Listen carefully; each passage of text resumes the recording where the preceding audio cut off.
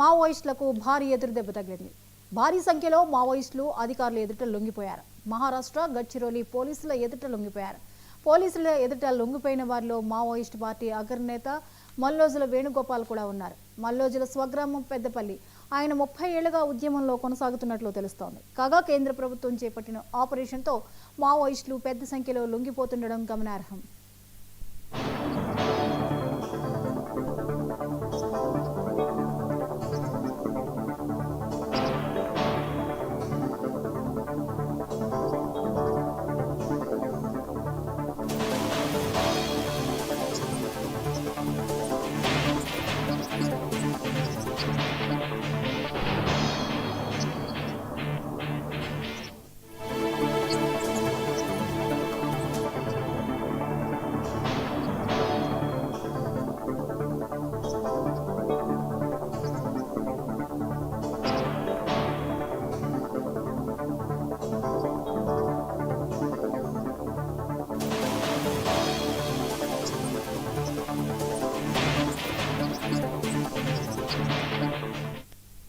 మావోయిస్టులకు భారీ ఎదురుదెబ్బ తగిలింది. భారీ సంఖ్యలో మావోయిస్టులు అధికారులు ఎదుట లొంగిపోయారు. మహారాష్ట్ర గడ్చిరోలిలో పోలీసులు ఎదుట లొంగిపోయారు.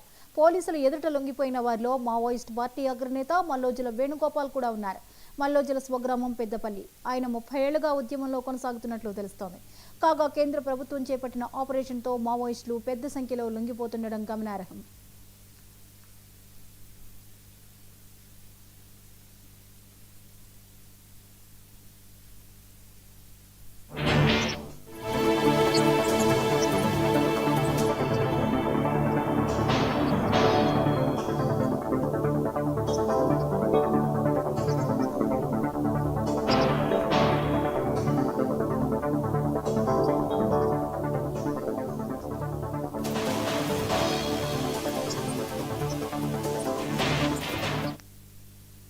ఈ అంశంపై మరిన్ని అప్డేట్స్ ని ఖమ్మం నుంచి రీజనల్ కోఆర్డినేటర్ రవి అందిస్తారు. రవి, మావోయిస్ట్ అగ్రనేత మల్లోజుల పోలీసులు ఎదుట లొంగిపోయినట్లుగా తెలుస్తోంది, వివరాలేంటి? జ్యోతి, ఇప్పటికే ఏదైతే మావోయిస్టులకి ఒక కోలుకోలేని దెబ్బ తగిలిందనే చెప్పవచ్చు. దాదాపుగా 2025 మార్చి నాటికే మొత్తం కూడా మావోయిస్టులు లేని భారతదేశంగా ప్రకటిస్తామని చెప్పేసి ఏదైతే హోంశాఖ మంత్రి, కేంద్ర హోంశాఖ మంత్రి అమిత్ షా చెప్పిన తర్వాతకి మొత్తం దేశంలో ఉన్నటువంటి అనేక సైనిక బలగాలు కానీ అట్లాగే మొత్తం దండకార్యాన్ని జల్లెడబడుతున్నాయి. అందులో భాగంగా ఏదైతే మావోయిస్ట్ పార్టీలో కూడా అంతర్మదనం మొదలైంది. ఇప్పటికే ఏదైతే ఒకవైపు ప్రభుత్వం మొత్తం కూడా మావోయిస్టుల ఏరివేత లక్ష్యంగా ఏదైతే బలగాలతోటి మొత్తం దండకార్యాన్ని కానీ మొత్తం ఛత్తీస్గఢ్ కానీ ఒరిస్సా మిగతా ప్రాంతాల్లో ఏదైతే ప్రాబల్యం ఉన్నటువంటి నక్సల్స్ ప్రాబల్యం ఉన్న ప్రాంతాలను మొత్తం కూడా ఇప్పటికే మొత్తం జల్లెడబడుతూ వాళ్ళు అనుకున్నటువంటి కేంద్ర ప్రభుత్వం అనుకున్నటువంటి 25 మార్చి నాటికి ఏరివేత కార్యక్రమాన్ని తీసుకున్నటువంటి ప్రభుత్వం ఒకవైపు చర్యలు చేపడుతుంటే రెండో వైపు మావోయిస్టులు కూడా ప్రధానంగా అంటే ఏజెన్సీ గ్రామాల్లో కానీ వాళ్ళు దండకారణ్యంలో కానీ ఉండలేనటువంటి పరిస్థితి ఉన్నది. అట్లాగే ప్రధానంగా మావోయిస్ట్ పార్టీలో ఒక అంతర్మదనం మొదలైంది.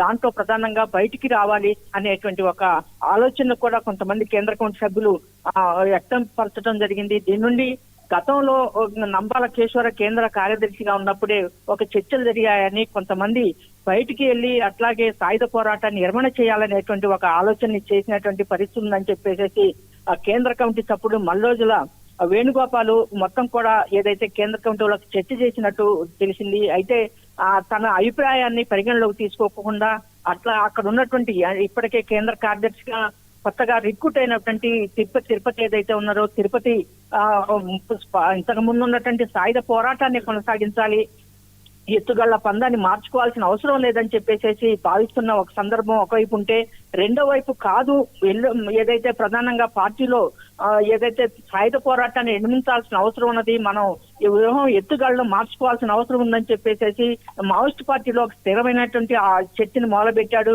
మల్లోజుల వేణుగోపాల్.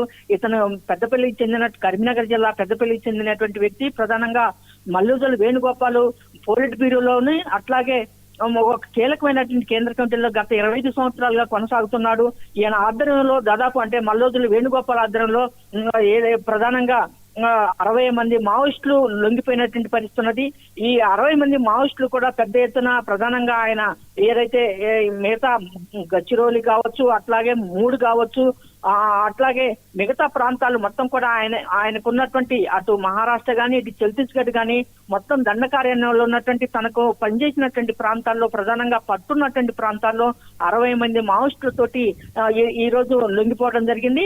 ఏదైనప్పటికీ కూడా మావోయిస్టు పార్టీకి ఒక కేంద్ర ప్రధానమైనటువంటి నాయకుడిగా ఉన్నటువంటి మల్లోజుల వేణుగోపాల్ ఏదైతే లొంగిపోవడం అనేటువంటిది పెద్ద చర్చనీయాంశమైంది. ఇది మొత్తం కేంద్ర అంటే మావోయిస్టు పార్టీకి మరొక కోలుకోలేనటువంటి దెబ్బగా రాజకీయ విశ్లేషకులు భావిస్తున్నారు.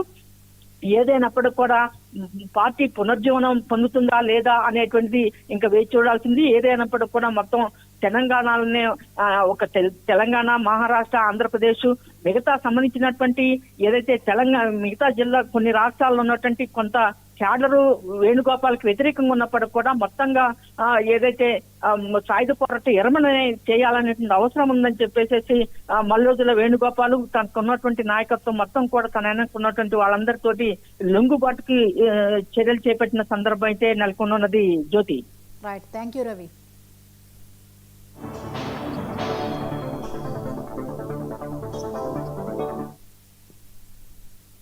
దేశవ్యాప్తంగా బంగారం